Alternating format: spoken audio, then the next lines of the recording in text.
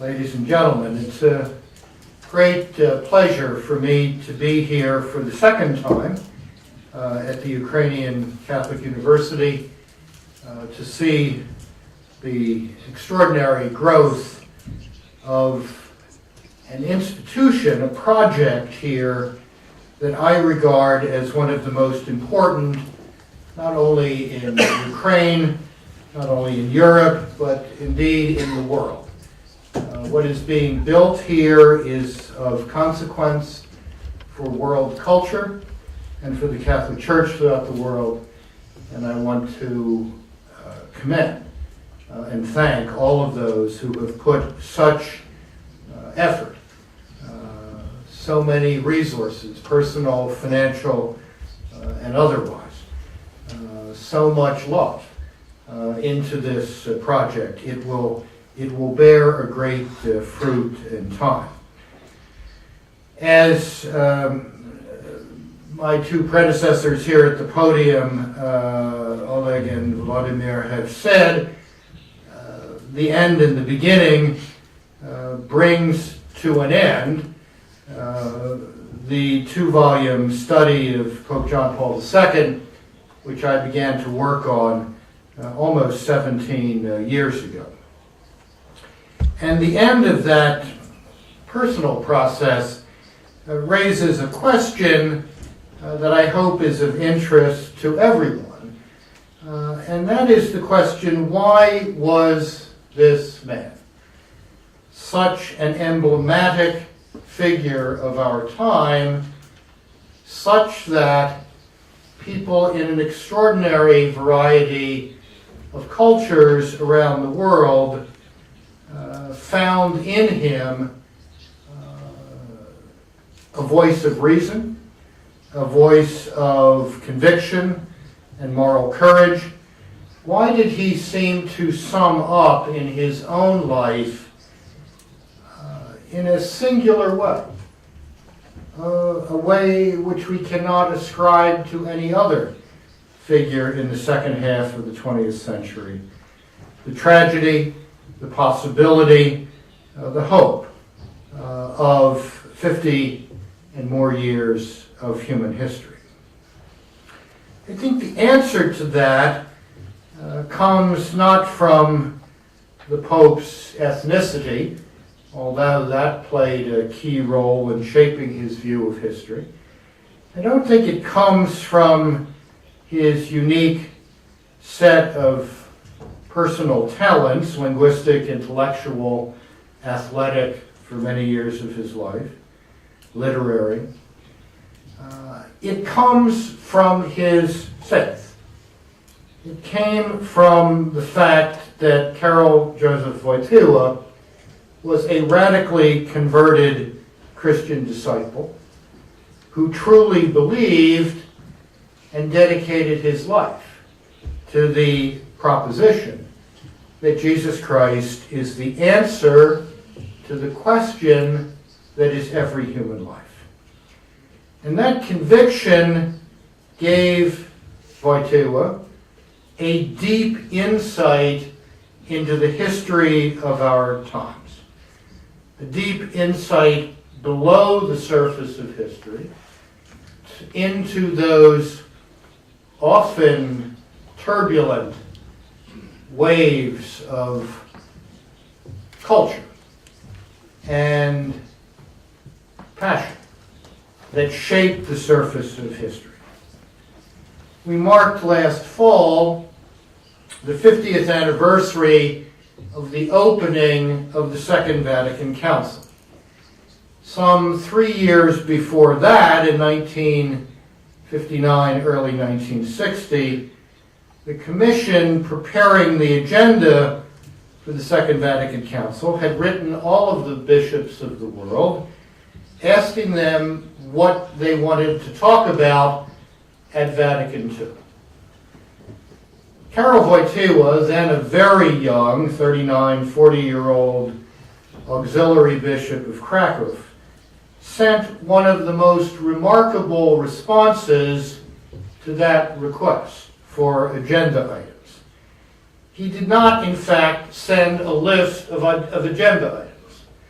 he sent a kind of philosophical essay in which he asked the question, why did the 20th century, which had begun with such high hopes for the human future, produce within 5 decades 2 world wars, 3 totalitarian systems, mountains of corpses, oceans of blood, the greatest persecution of the church in history, Auschwitz, the Gulag, the Ukrainian terror famine.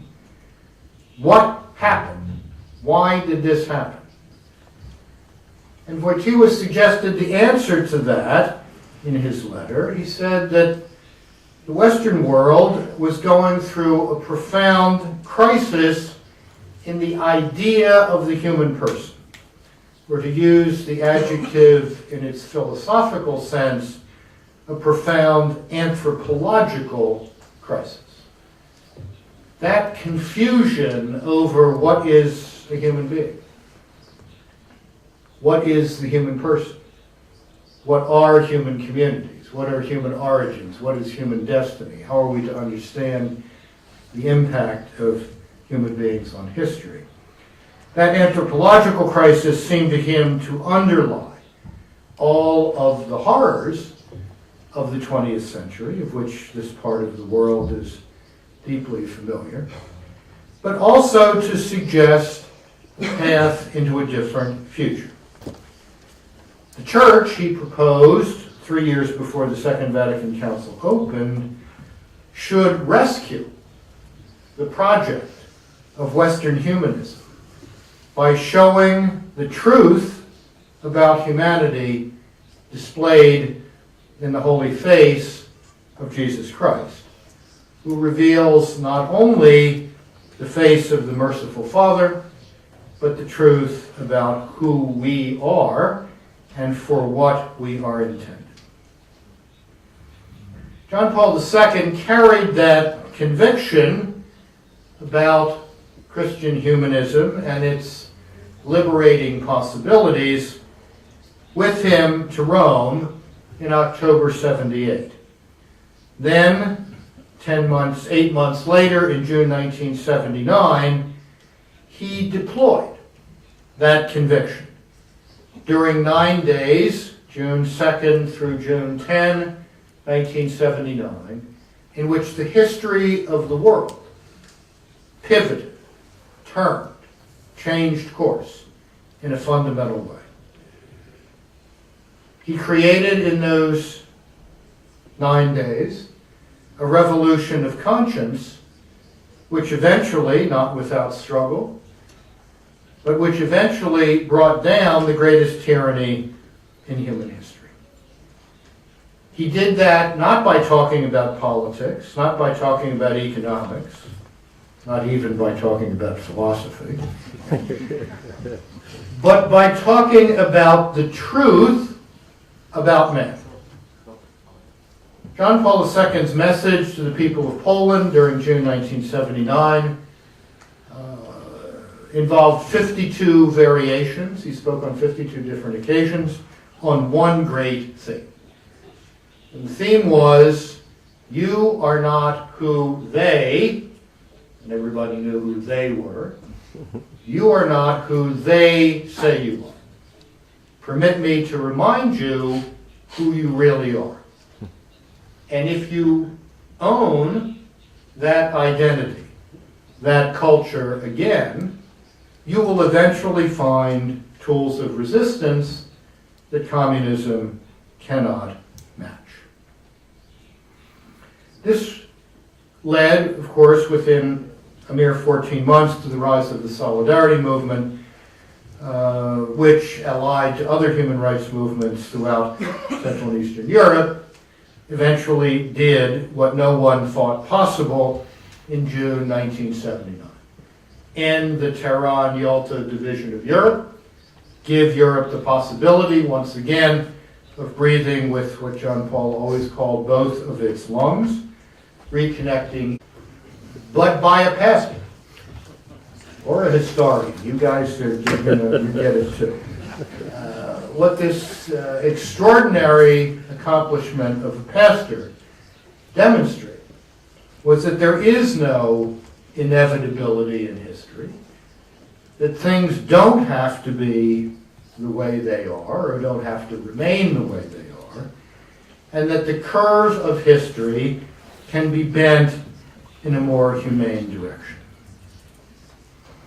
What does all of that mean for today and these first decades of the 21st century?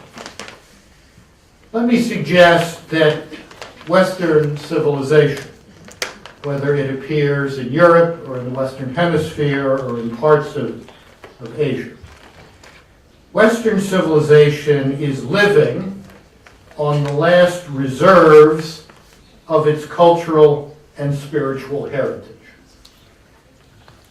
Western civilization has been spending cultural and spiritual capital for a very long time, and it's now drawing on its last reserves.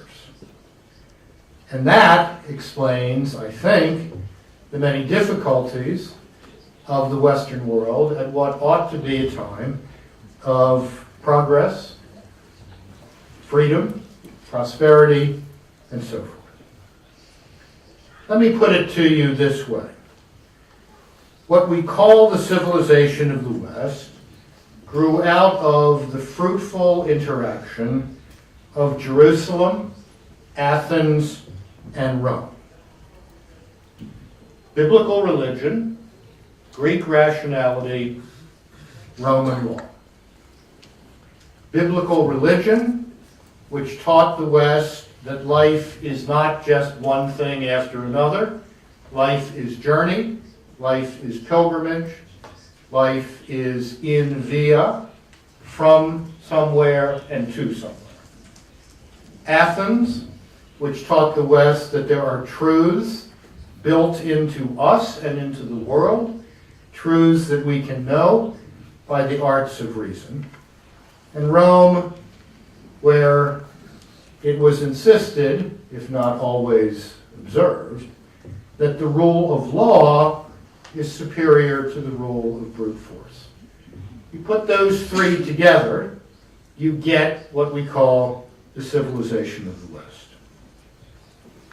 In the 19th century, Western high culture threw Jerusalem over the side.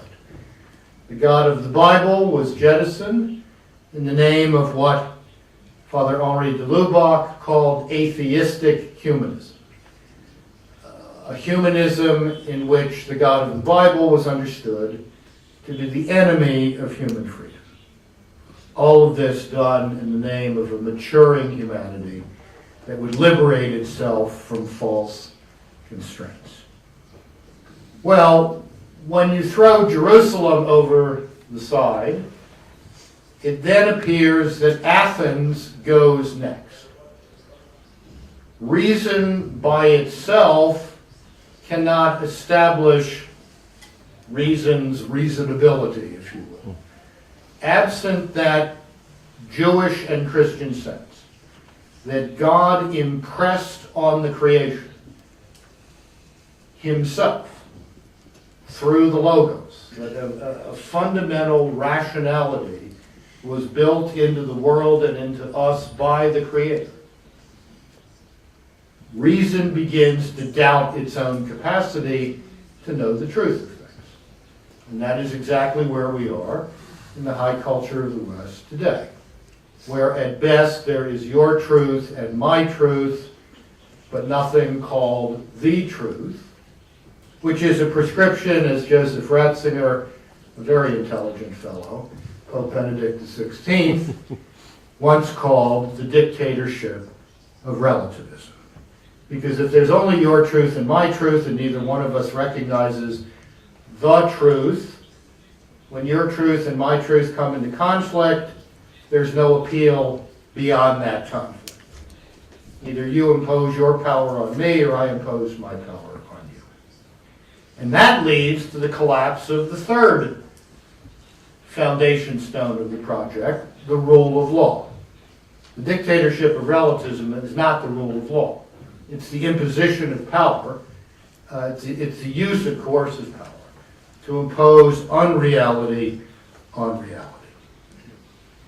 So, we have lost the connections among Jerusalem, Athens, and Rome. And it is very much the task of the Christian church in the 21st century to re-knit together those connections, to reunite Jerusalem, Athens, and Rome in a new cultural synthesis that will give the West a new birth of freedom, rightly understood. Freedom as tethered to moral truth, freedom as ordered to human flourishing, freedom ordered to goodness, happiness, or as we say in the tradition of the New Testament, beatitude. We live freedom for beatitude, if we're living freedom nobly. All of this is part of the immense legacy of John Paul II. It has been a great honor for me to be a witness to the witness, and I am deeply grateful to my friends here at the Ukrainian Catholic University for making this work available in your language, and I hope it helps as you continue to build the free and virtuous society here in Ukraine. Thank you.